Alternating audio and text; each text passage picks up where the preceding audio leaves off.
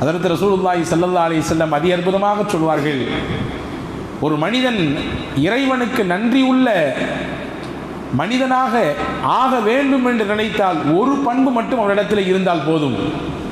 உன்துரு இலாமன் அஸ்ஃபல மின்கும், உங்களிலே உங்களை விட கீழ்நிலையில் இருக்கக்கூடிய மனிதர்களை பாருங்கள் போதும்.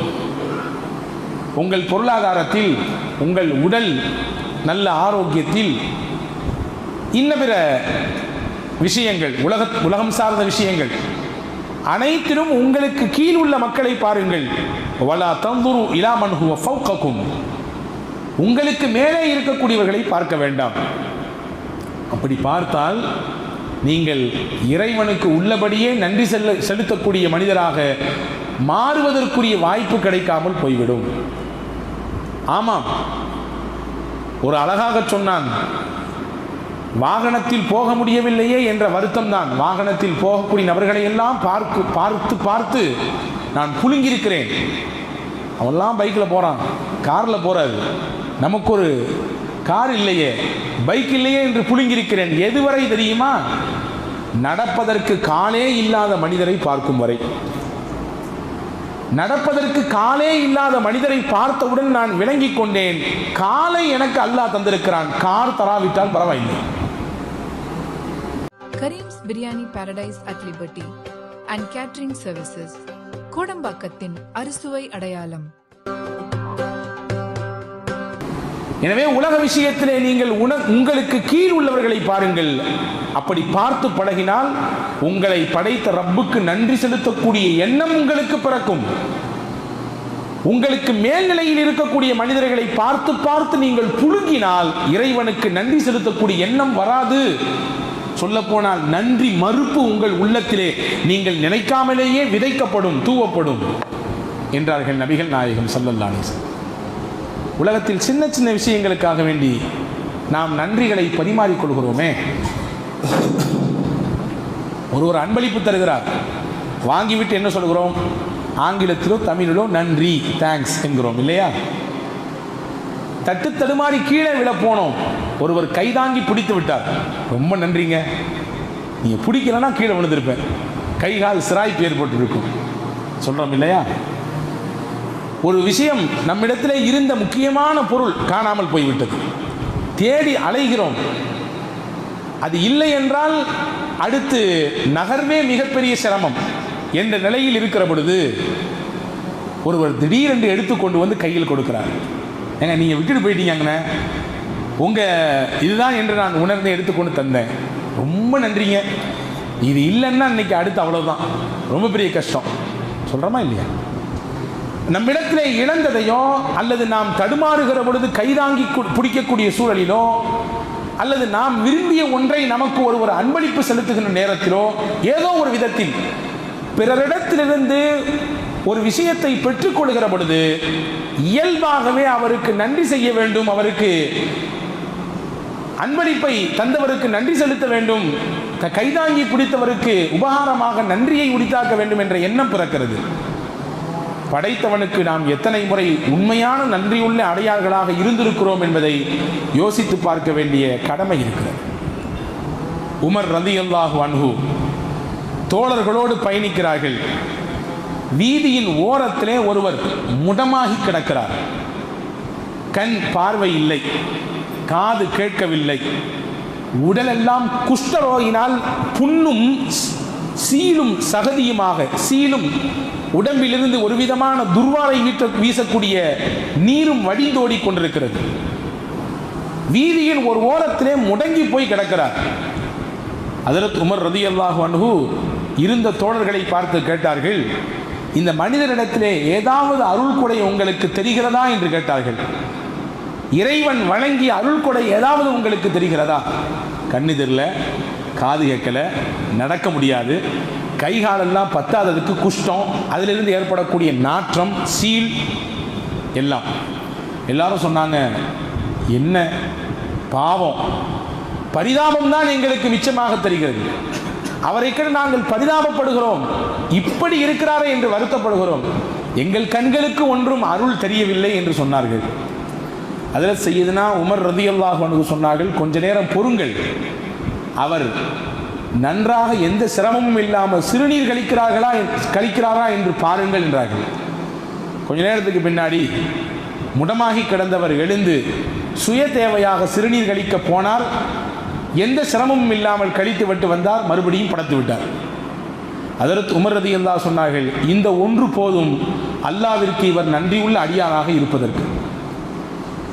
உடலிலிருந்து பிரியக்கூடிய அந்த கெட்ட நீர், சிறுநீர் மிகச்சிறப்பாக கழிந்தாலே அந்த ஒன்று மட்டும் போதும் அவர் அல்லாவிற்கு உண்மையுள்ள அடியாராக இருப்பதற்கு என்று ஹஜ்ரத் சய்யிதுனா உமர் ரலியல்லாஹு அன்ஹு சொன்னார்கள்.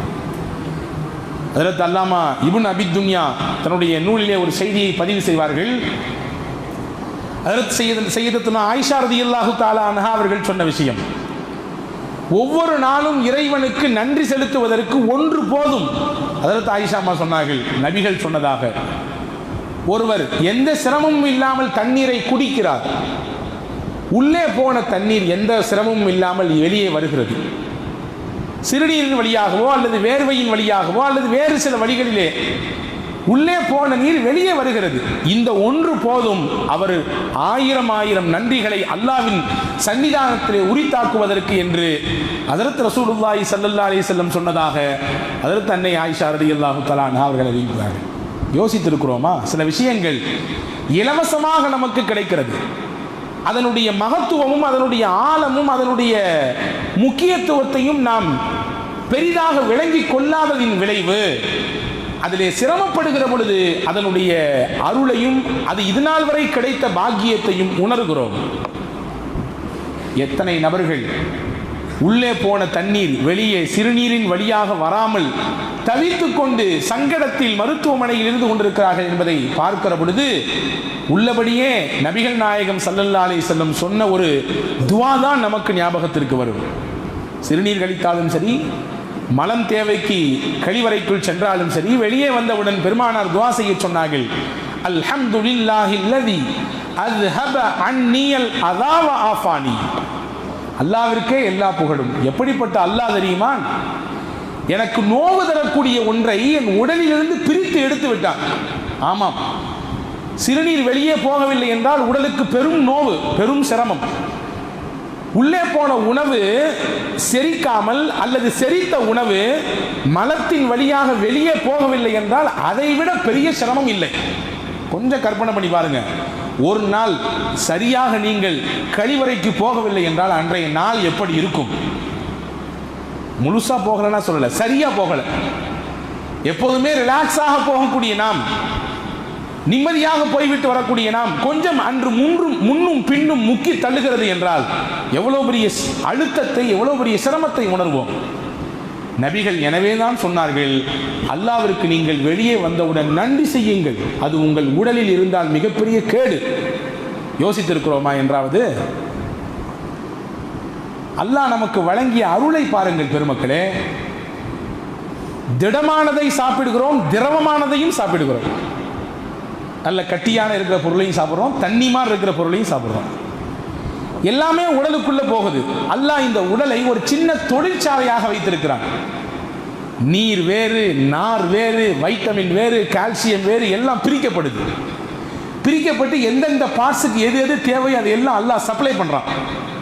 நீர் சத்துக்கு நீர், நார் சத்துக்கு நார், வைட்டமினுக்கு வைட்டமின், கால்சியம், என்னென்ன தேவையோ எல்லாம் பிரிக்கப்படுது. கடைசியில் சக்கை மிஞ்சும் இல்லையா? அந்த சக்கையை தான் மலத்தின் வழியாக வெளியே தள்ளுகிறான். பாருங்க, அல்லாஹ்வின் அற்புதம் பாருங்கள்.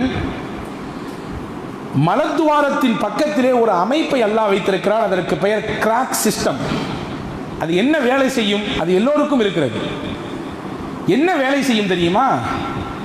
நமக்கு மலம் கழிக்க வேண்டிய சூழல் ஏற்பட்டவுடன் நாம் அந்த குறிப்பிட்ட இடத்தை நாடி போகிறோம். மூளைக்கு அந்த விஷயம் போகிறது, மலம் கழிக்க வேண்டிய தேவை நேரம் வந்துவிட்டது என்று. அந்த குறிப்பிட்ட இடத்துக்கு போகிறோம், டாய்லெட்டுக்கு போகிறோம். குறிப்பிட்ட இடத்திலே எப்படி அமர வேண்டுமோ அப்படி அமருகிறோம். வெளியேற்ற வேண்டும் என்று நம்முடைய உள்ளம் மூளைக்கு செய்தியை பாஸ் செய்கிறது. அதற்கு பிறகு உடலில் இருந்து சக்கை வெளியே வருகிறது. வெளியே வரக்கூடிய இடத்தில் இருக்கக்கூடிய ஒரு அமைப்பு தான் கிராக் சிஸ்டம். அது என்ன செய்கிறது? அந்த குறிப்பிட்ட நேரம் வரும் வரை உங்கள் மலத்தை தடுத்து வைத்திருக்கிறது, கேட் மாதிரி. அது இல்லைன்னு சொன்னால் என்ன ஆகும்? சின்ன பிள்ளைங்க எப்படி சாதாரணமாக அறியாமல் சுய தேவை கழித்து விடுகிறதோ, நோயாளிகளின் உடலிலிருந்து எப்படி அறியாமல் மலம் வெளியேறி விடுகிறதோ, வயது மூப்பின் காரணமாக சில சமயங்களில் எப்படி அறியாமல் உடலிலிருந்து மலம் கழிந்து விடுகிறதோ, இதுவெல்லாம் எப்பொழுது ஏற்படும்? அந்த கிராக் சிஸ்டம் என்ற ஒன்று முறையாக செயல்படாமல் இருக்கிற பொழுது இதுவெல்லாம் ஏற்படும்.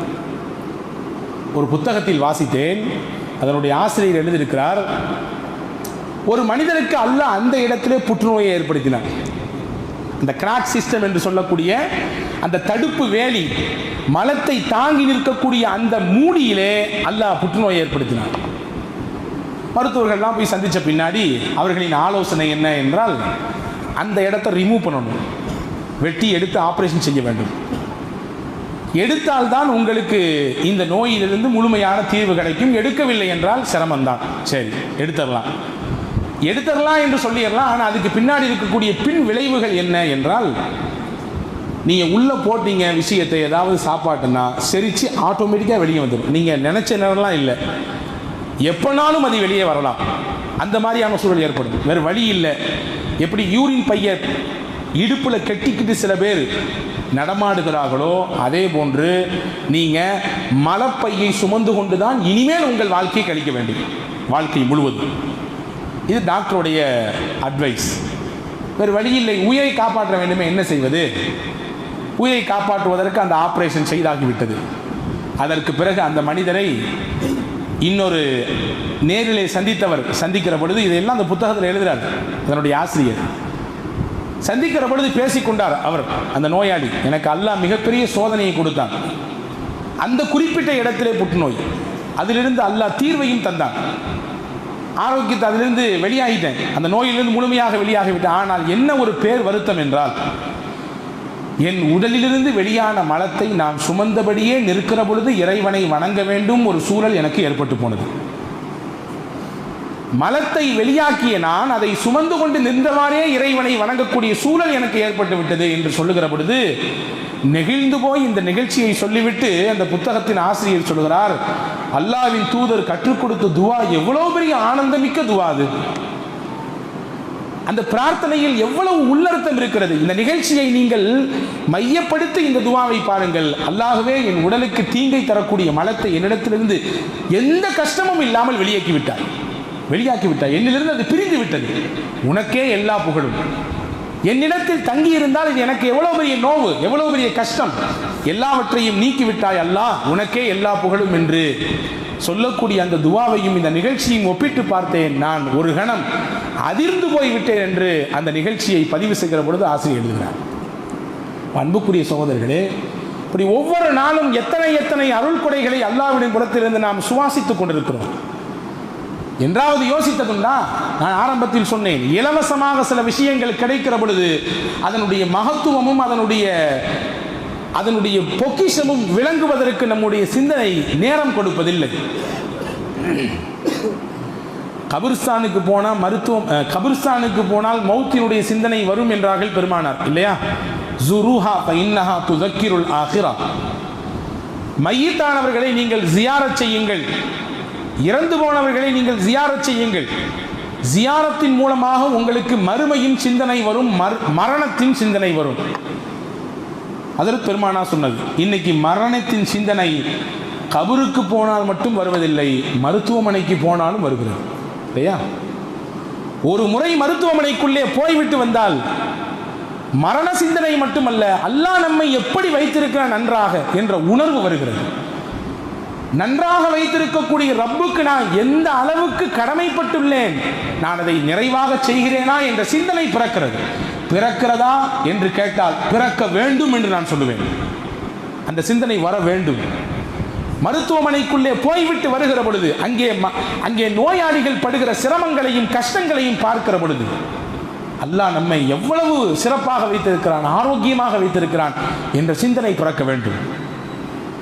அல்லாஹ் நம்மை நன்றாக வைத்திருக்கிறானே, அவனுக்கு மாறு செய்யக்கூடாதே, பாவம் செய்யக்கூடாதே, அவனுடைய கோபத்தை சம்பாதித்து தரக்கூடிய வழியில இறங்கிவிடக் கூடாதே என்கின்ற எண்ணம் பிறக்க வேண்டும். ஒன்று மட்டும் யோசியுங்கள், கிட்னி, சிறுநீரகம் என்னென்ன வேலைகள் செய்து கொண்டிருக்கிறது, இல்லையா? உடல் முழுக்க இரத்தத்தை சுத்திகரிப்பு செய்து அனுப்பி தள்ளுகிறது.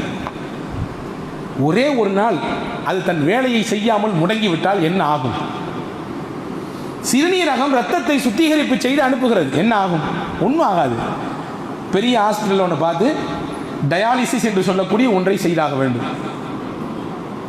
நான் 35 வயது வரை இருக்கிறேன், இதுவரை எனக்கு டயாலிசிஸ் செய்யவில்லை, அல்லாஹ் பாதுகாப்பானாக.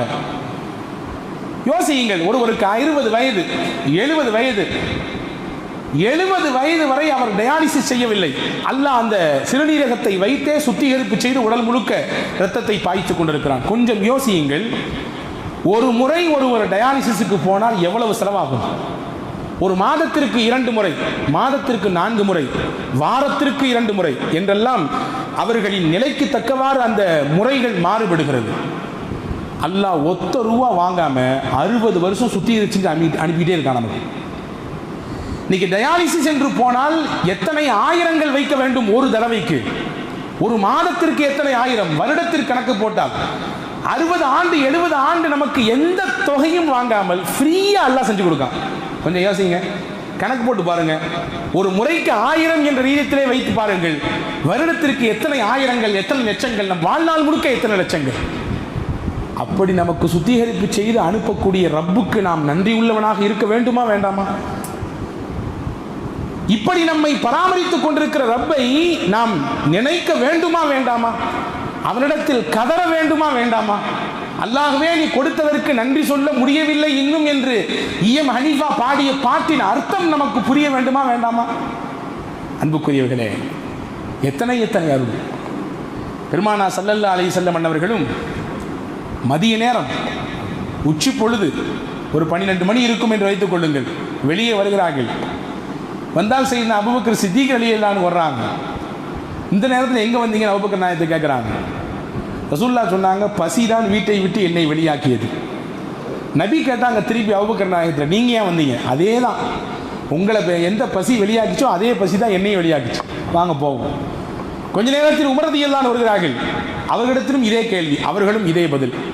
3 பேரும் சேர்ந்து அதில் சையதுனா அபுல் ஹைசம் அல் அன்சாரி ரலியல்லாஹு அன்ஹு என்ற சஹாபியின் வீட்டுக்கு போகிறார்கள். வீட்டிலே நபி தோழர் அபுல் ஹைசம் இல்லை, மனைவி மட்டும்தான் உள்ளே இருக்கிறார்கள். பெருமானார் சலாம் சொல்ல பதில் சொல்ல அவர்களுக்கென்று விரிவை ஏற்படுத்தி கொஞ்ச நேரம் உட்காருங்க, இங்கே வீட்டுக்காரங்க இங்கே போயிருக்கிறாங்க, இப்போ வந்துடுவாங்க. வந்தார் அபுல் ஹைசம் அல் அன்சாரி. நபியையும் தோழர்கள் அபூபக்கர் ரலியல்லாஹு அன்ஹு உமர் ரலியல்லாஹு அன்ஹு பார்த்தவுடன் பூரிப்பு, சந்தோஷம், ஆனந்தம். இன்னைக்கு எனக்கு கிடைச்ச மாதிரி விருந்தாளி உலகத்தில் யாருக்குமே கிடைச்சிருக்க மாட்டாங்க. எங்கள் வீட்டுக்கு நபிகள் நாயகம் வந்திருக்கிறாங்க, நான் பெரிய பாக்கியவான், நபியே ஒரு நிமிடம் நெல்லுங்கள் என்று சொன்னவுடன் அவர் தன்னுடைய தோட்டத்திலிருந்து கொண்டு வந்த குளிர்ந்த நீரையும் கொண்டு வந்த அந்த பேரித்தம்பழத்தினுடைய பல்வேறு கனிகளையும் நபிக்கு முன்னால் கொண்டு வந்து வைத்தார். சாப்பிடுங்கள், உங்களுக்கு தேவையான உணவு இன்னும் சிறிது நேரத்தில் தயாரிப்பு செய்யப்படும். செய்தார். தயாரிப்பு செய்து பெருமானாருக்கு முன்பு வைத்தார். பசியோடு வந்த நாயகமும் நாயக தோழர்களும் சஹாபாக்கள் அபூபக்கர் ரலியல்லாஹு அன்ஹு அவர்களும் சையதுனா உமர் ரலியல்லாஹு அன்ஹு சாப்பிட்டார்கள்.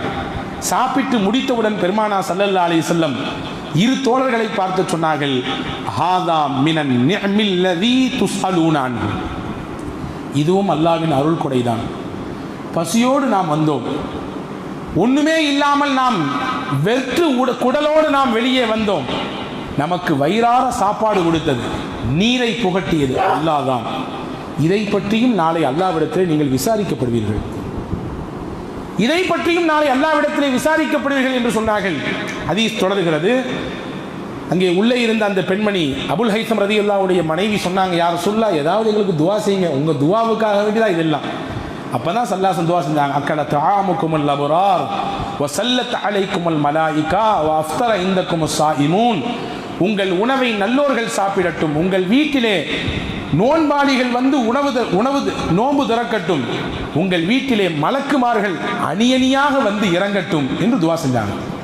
இந்த துவா அல்லாஹ் கொடுத்த அருளுக்கு ஒரு சின்ன நன்றி கடனாக மாறுகிறது என்று பெருமானா ஸல்லல்லாஹு அலைஹி வஸல்லம் செய்கையின் மூலமாக செய்து காண்பித்து போனார்கள். எத்தனை எத்தனை உணவுகளை அல்லாஹ் வகை வகையாக நமக்கு கொண்டு சேர்க்கிறான். நினைத்து பார்க்கிறோமா?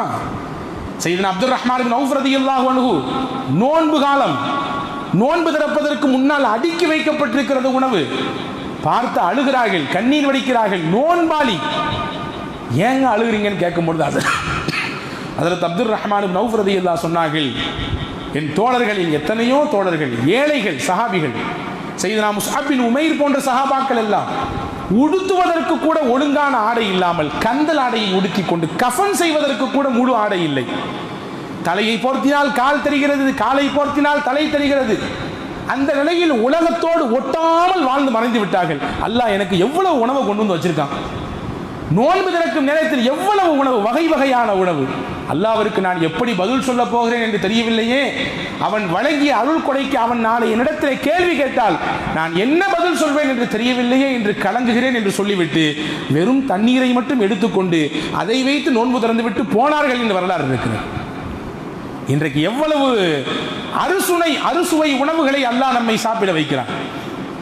எல்லாம் நம்ம சம்பாதிக்கிறோம், உழைக்கிறோம், பொருள் ஈட்டுகிறோம், உண்ணுகிறோம் என்று சொல்லலாம். ஆனால் இது எல்லாவற்றுக்கும் பின்னால் இறைவனுடைய அருள் கொடை இருக்கிறதா இல்லையா? யோசித்திருக்கிறோமா? சாப்பிட்டு முடித்தவுடன் அல்லாஹ்விற்கு நன்றி செலுத்தியிருக்கிறோமா?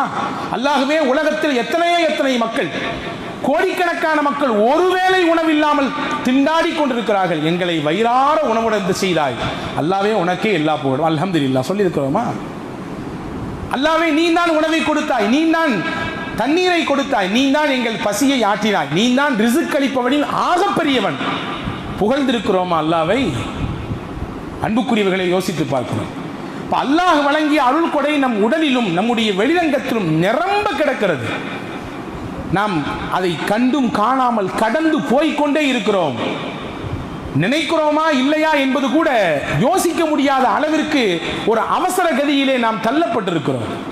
பெருமானார் ஸல்லல்லாஹு அலைஹி வஸல்லம் அன்னவர்கள் ஒரு இரவின் நடுநிசி நேரம் அன்னை ஆயிஷா ரலியல்லாஹு தஆலா அன்ஹா அவர்களின் வீட்டிலே நபிகள் தங்கியிருக்கிறார்கள். ஹஜ்ரத் ஆயிஷா அம்மாவும் நபிகளும் மட்டும்தான் வீட்டில் உண்டு, வேறு யாரும் இல்லை. தன் உள்ளத்திற்கு இணக்கமான, தன் கல்புக்கு நெருக்கமான துணைவியார் அன்னை ஆயிஷாவுக்கு பக்கத்தில் பெருமானார் இருக்க, கணவன் மனைவி என்ற புரிதலோடு அவர்களின் இல்லற வாழ்க்கை சந்தோஷத்தின் உச்சத்தில் போய் கொண்டிருக்க, இரவின் மத்திய பகுதியில் பெருமானார் எழுந்தார்கள். எழுந்து நீண்ட நேரம் தொழுதார்கள். ஹஜ்ரத் அன்னை ஆயிஷா ரலியல்லாஹுவிற்கு ஒருபுறம் ஆனந்தம், தனக்கு கிடைத்த பாக்கியம், மறுபுறம் தன் கணவனோடு கிடைத்த சொற்ப நேரத்தை முழுமையாக அவர்களோடு நாம் சந்தோஷமாக ஆனந்தமாக இருப்பதில் கழிக்க முடியவில்லையே என்ற வருத்தம் மறுபுறம். நபியிடத்தில் வாய்விட்டே கேட்டார்கள், நபியே நாயகமே, உங்கள் பாவத்தை எல்லாம் அல்லாஹ் மன்னித்து விட்டானே, நீங்கள் முன்பின் பாவங்கள் மன்னிக்கப்பட்ட புனிதராச்சே, நபியே நீங்கள் ஏன் இப்படி கால் வலிக்க நின்று வணங்க வேண்டும்? இது ஃபரலான கடமை அல்லவோ?